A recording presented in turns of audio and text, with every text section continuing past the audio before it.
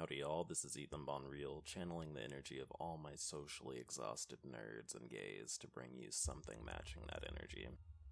So, today I'm jumping into Hyper Light Drifter, which is probably one of my favorite indie games of all time.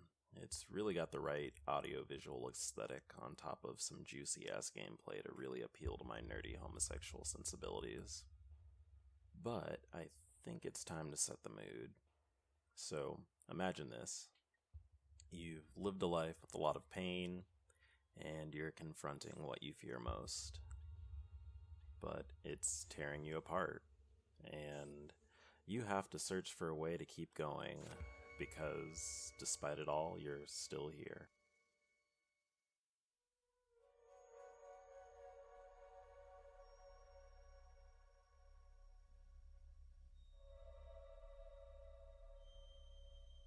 So I want you to think on that while you watch this.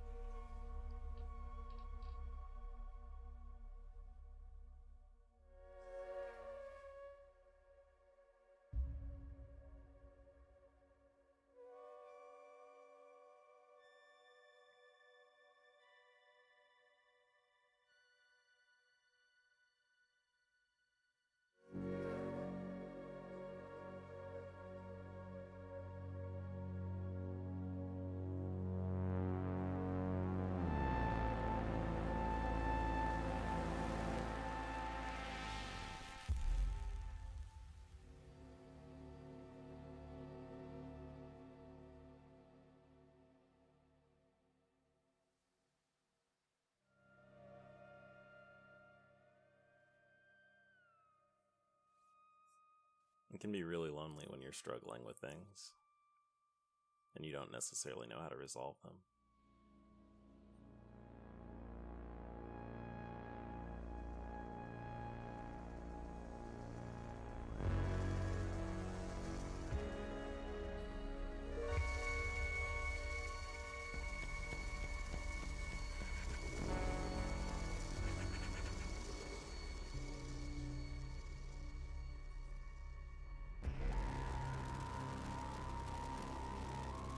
And it can be pretty overwhelming, too.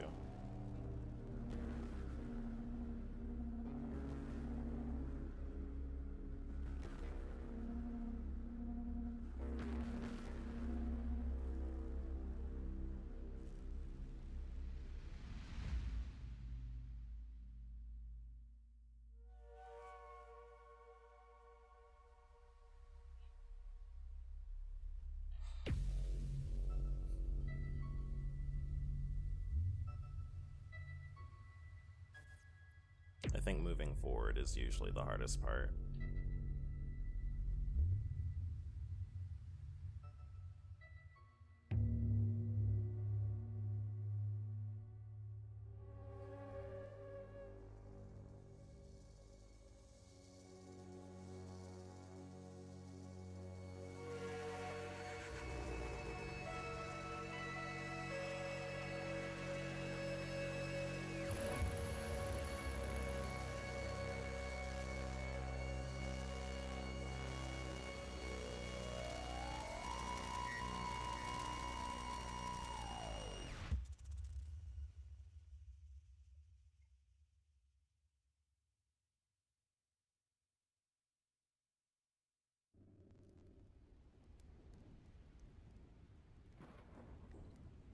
And so we're here, because we're still here, basically.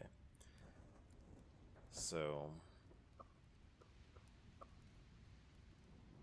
that was a pretty cryptic cutscene, and it'll make sense kind of eventually, but all you really need to know now is that our character is very sick, and that they have really only one hope to not be sick anymore after all of that stuff that happened. And we're kind of in a race against time.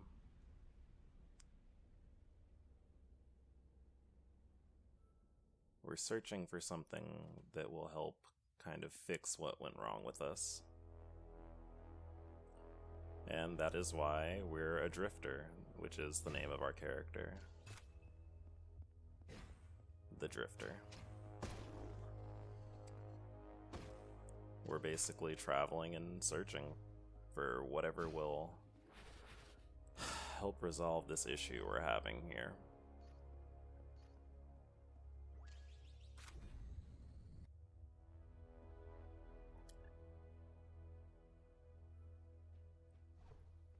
I think that part of the reason why I enjoy this game so much is that they really don't tell you directly what the character's feeling. You just kind of get to see scenes from their experiences. And then on top of that, also scenes that don't even really involve them, that are going on with the world in general. And it's more about a feeling, and I've said that before in my previous videos, that's usually what I'm about with video games. It's more about a feeling with these things. And this is really a core example of that. But this really does call out to my my lonely gay sensibilities, because I think this is a very self-reflective game, and I feel like our character is going on a very self-reflective journey. And I think that's a really hard part of coming into your own, really. Having all of this past and all of this pain that you have to kind of learn to deal with. And sometimes it's a bit overwhelming, but despite it all, you know you gotta move forward, so you try to do something. Granted, that's not everyone's course of action. It's a lot easier to kind of just stay where you're at and become comfortable with misery. But our little friend here is seeking out happiness.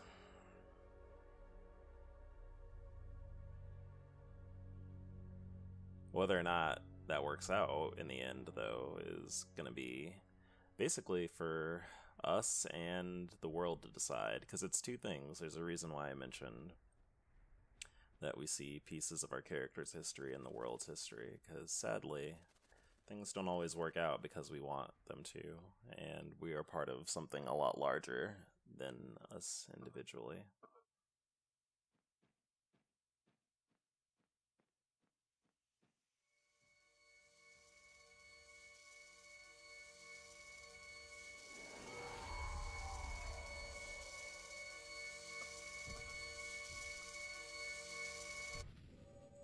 Sometimes it just creeps right up on you.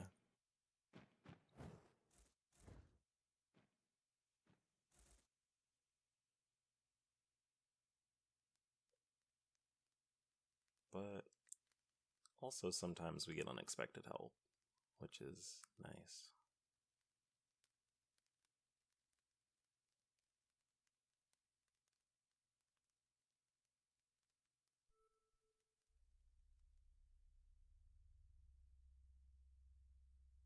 So it looks like that person to the left of us, or right, pardon me, actually helped us out when we passed out on our way to wherever we were drifting, really. And now we're back in the steering wheel. So he left us a map, which was pretty neat of him. And this is the world we're in. Those look like ruins. And I guess that's like a compass rose. And that also looks pretty ruiny. And that looks like either a forest or some mountains. And it looks like we have more mountains. But like I said, our goal here basically is to drift across the land and see what we can do to help us out on our journey. And to learn more about the world around us, too.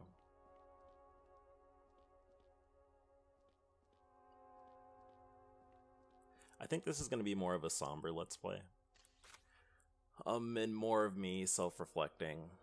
Just because I think it's nice to do that on occasion, and just lets me put out slightly different types of gay energy when I'm more reflective like this, I think. Although I don't want to be corny and say that I'm being particularly profound. I'm just kind of thinking about what I'm feeling when I'm playing the game. So like I've said, I've played this game before, and I'm not really embellishing. You really are on a quest to just drift and hope you are able to resolve the problem you're having here. There is a set goal in the game. We're looking to find... I don't know necessarily what to call them. We're looking for artifacts. There are a series of artifacts in this world that will all link up to that diamond structure in the center of the town. And that, theoretically, is somehow supposed to resolve the issue we're having, and save us from our illness that is slowly killing us. But the problem is there's no real guarantee. We're just kind of doing the best we can and hoping it works out.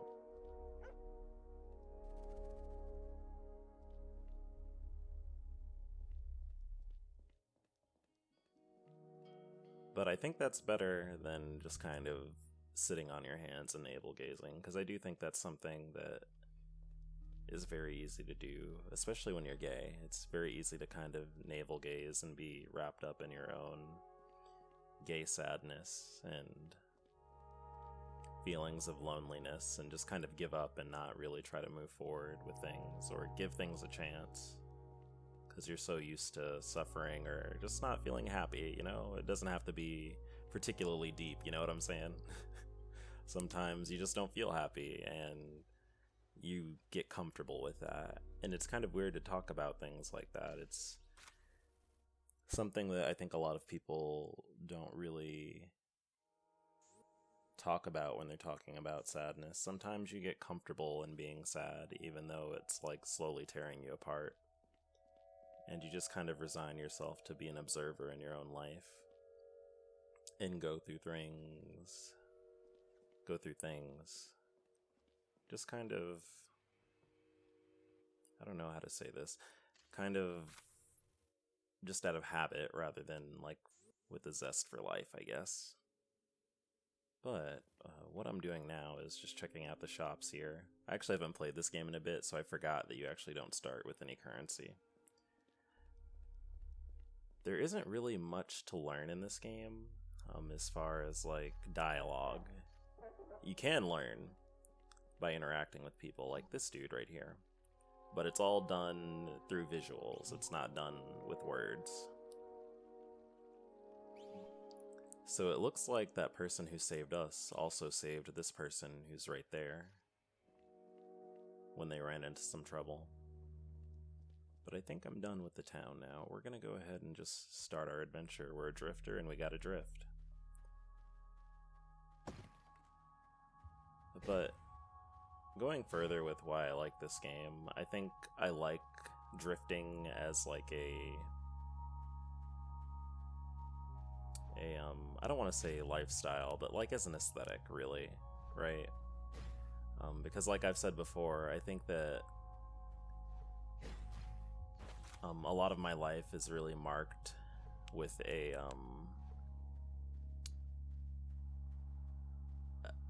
this simultaneous feeling of like, is this all there is in life, really? And then also simultaneously being like, there's gotta be more, right? And just kind of searching for new things and trying to have new experiences, despite the fact that I'm often very afraid of a lot of things because I have really bad anxiety. And that's why I encourage people to try to like do new things sometimes and push the edges of their boundaries. Oops, I fell. Because if you don't explore and you don't wander, you don't really get to experience new things, and you don't get a chance to really resolve the things that are causing you a lot of grief, whether it be in your own head or just because of what life throws at you in general. You know what I'm saying? On the flip side, though, I think drifting can kind of be in a little bit of a curse, right? Because it's like, I think part of the reason why I wander and have not gotten close to a lot of people in my life is basically because I'm a little bit afraid of that. I'm a little bit afraid of having stability, or thinking that I deserve it even. And I'm also a little bit afraid of basically accepting comfort in my life, really, because I'm just very skeptical of happiness in a lot of cases, which is, I mean, it's not bad, but I think it's just a very human thing. But you get little pieces of story from the non-player characters that you meet that aren't enemies in each area that you go to. So what this person showed us is that there is a boss up there, and he showed me an image of the boss and marked it on my map for me.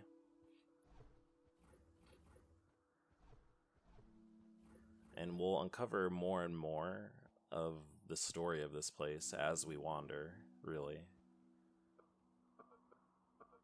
However, as always, we're still plagued with basically what happened to us in the past, and that's part of what the story of the game is we're trying, as a player, to figure out what the hell is going on with this character and why they're so sick. Like, we have a few cryptic clues, but it's nothing in stone.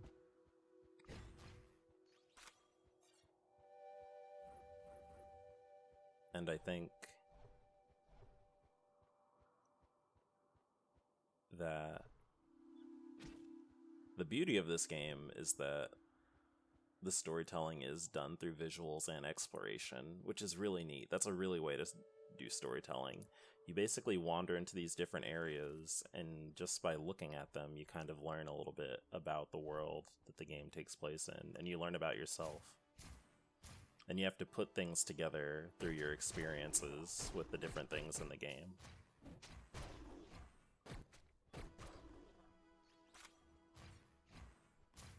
Incidentally, this game is actually pretty hard. And it's not a roguelike like I usually play, but it has a lot of elements of roguelikes in it. It doesn't have the procedurally generated stages, but what it does have is the difficulty and the fragility of your own life. Which is really interesting to think about, because this character is like very clearly very sick, and also does not have a lot of health. Like, it's very easy to die in this game, but they're still really kind of just pushing through and trying to find a resolution to things instead of becoming comfortable with their misery or just giving up on themselves. But I think this is a good stopping point. I have some things to think about to come up with some commentary for this video, so if you liked this, I really appreciate you watching it this far. Feel free to leave a comment or like and subscribe, and in the meantime, I'm Ethan Bonreal, and I'm Ethan Bongon.